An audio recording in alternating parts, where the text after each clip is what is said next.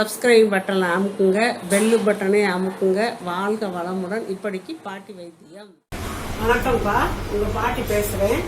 இப்போ நான் நூக்கல்ல ஒரு கூட்டு வச்சு காட்டப்பா. நூக்கலும் கடலை பருப்பும் போட்டு ரொம்ப சூப்பராக இருக்கும். வெறும் ரசம் வச்சு இந்த கூட்டு வச்சுக்கிட்டா போதும், சூப்பராக இருக்கும்ப்பா. இந்த பாருங்க, இந்த நூக்கல் இது மாதிரி ஒரு 4 நூக்களை நறுக்கி ஒரு 50 கிராம் கடலை பருப்பையும் இது குக்கரில் போட்டு வேக வச்சு வச்சுருக்கேன். இதை எப்படி க்ளீன் பண்ணணும்னு சொல்லித்தரேன். நூக்கல் ப்ரெஷருக்கு ரொம்ப நல்லதுப்பா. இந்த மாதிரி கட்டையாக இருக்கிற பக்கம் இப்படி நறுக்கி போட்டுறணும். அப்புறம் இப்படி நறுக்கி தோல் எப்படி உரிக்கணும்னு சொல்லித்தரேன் உங்களுக்கு. வேற ஒன்றும் இல்லை. இந்த இப்படி வச்சுக்கிட்டு இப்படி இந்த தோலை இப்படி உரிக்கணும்ப்பா.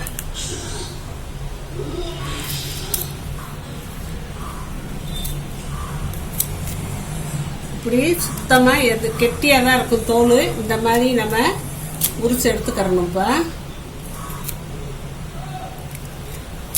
மற்ற காய்க மாதிரி சொரியெல்லாம் முடியாது. இந்த மாதிரி எடுத்து இதை பொடியாக நறுக்கி தான் இந்த 4 இதை நான் வேக வச்சு வச்சுருக்கேன்.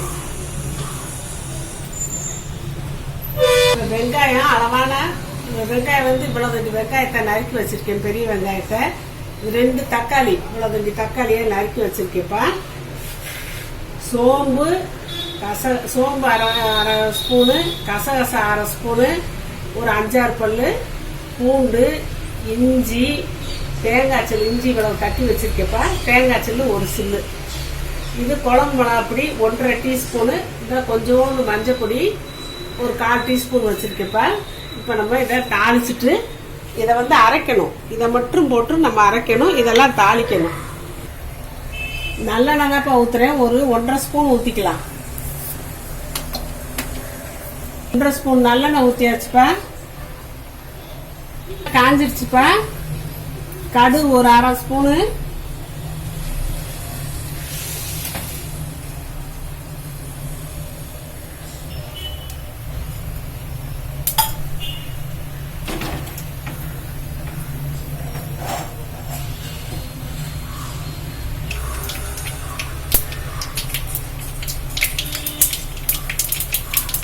கடுகு வெடிக்குதுப்பா. இப்போ உளுந்தம்பருப்பை 1/2 ஸ்பூன் போட்டுக்கலாம்.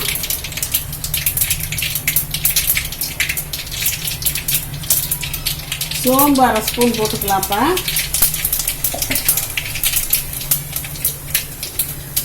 கொஞ்சம்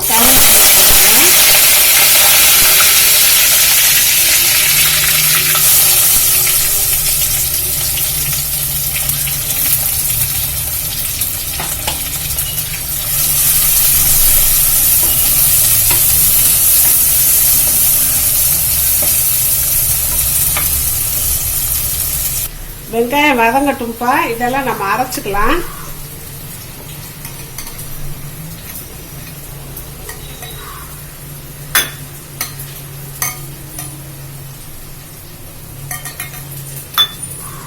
கொஞ்சம் தண்ணியை ஊற்றி நம்ம அரைச்சிக்கலாம். வெங்காயம் நல்லா வதங்கிருச்சுப்பா. இப்போ இந்த தக்காளியை போடுறேன்.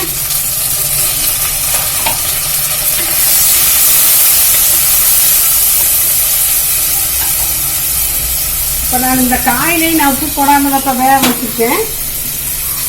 அதனால இதுக்கெல்லாம் சேர்த்து இதுலேயே நான் உப்பு போட்டுக்கிறேன். தேவையான உப்பு போட்டாச்சு.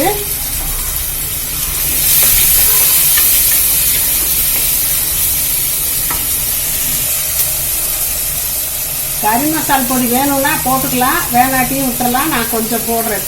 இப்போ அதை காட்டலை, இப்போ சொல்கிறேன்.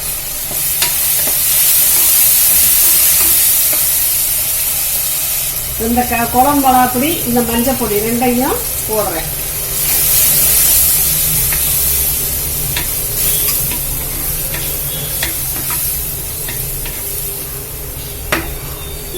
ஒரு நிமிஷம் நம்ம மூடி வைப்போம்ப்பா.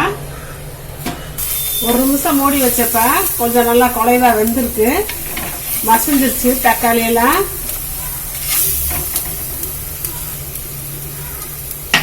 இந்த காயை போட்டுருவோம். காயும் ஒரு 50 கிராம் பருப்பு தான், ரொம்ப பருப்பு போடல. வேணா பருப்பு ரொம்ப போட்டுக்கலாம், எங்களுக்கு போதும் அப்படின்னு 50 கிராம் தான் போட்டிருக்கேன்.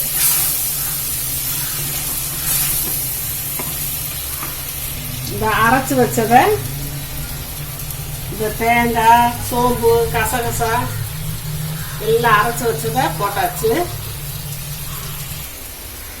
இப்போ கழுவியும் ஊற்றியாச்சுப்பா.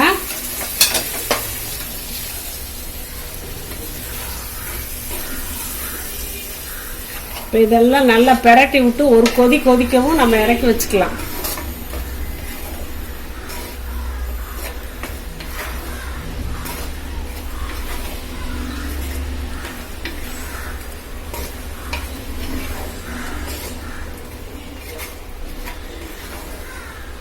இப்போ நல்லா கலந்து கொதிச்சு வந்துருச்சுப்பா, நல்லா பெரட்டியாச்சு.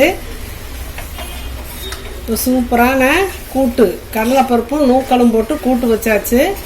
சூப்பராக இருக்கும். இது ரசத்துக்கு, ரசம் சாதத்துக்கு தொட்டுக்கிற வச்சுக்கலாம். சும்மா இப்படியே காய்களை போட்டு கூட பிசைஞ்சு நம்ம சாப்பிட்லாம். தயிர் சாதத்துக்கு வச்சுக்கலாம், பழைய சாதத்துக்கு கூட வச்சுக்கலாம்ப்பா வெயில் காலத்துக்கு. இப்போ இதை நம்ம அடுப்பு ஆஃப் பண்ணிவிட்டு இறக்கிடலாம். கொத்தமல்லி இலை இல்லைப்பா, புதினாவை கட் பண்ணி போடலாம், நல்லாயிருக்கும். இந்த கறி மசாலா இருக்கிறதுனால புதினா போட்டாலும் நல்லா டேஸ்ட்டாக இருக்கும். கொஞ்சம் போட்டுக்கிட்டேன். நீங்கள் கொத்தமல்லி இருந்தால் கொத்தமல்லி போடுங்க, இல்லாட்டி புதினா போட்டுக்கோங்க, இல்லாட்டி ரெண்டையும் கூட நீங்கள் போட்டுக்கலாம். இப்போ இந்த புதினா வாசத்தோட இந்த கறி மசாலா வாசம் சேரும்போது ரொம்ப டேஸ்ட்டாக இருக்குது. நம்ம இப்படி பெரட்டி விட்டுக்கலாம்ப்பா. இந்த சூட்டில் என்ன கொஞ்சம் டேஸ்ட்டு சேரும், அதனால தான்.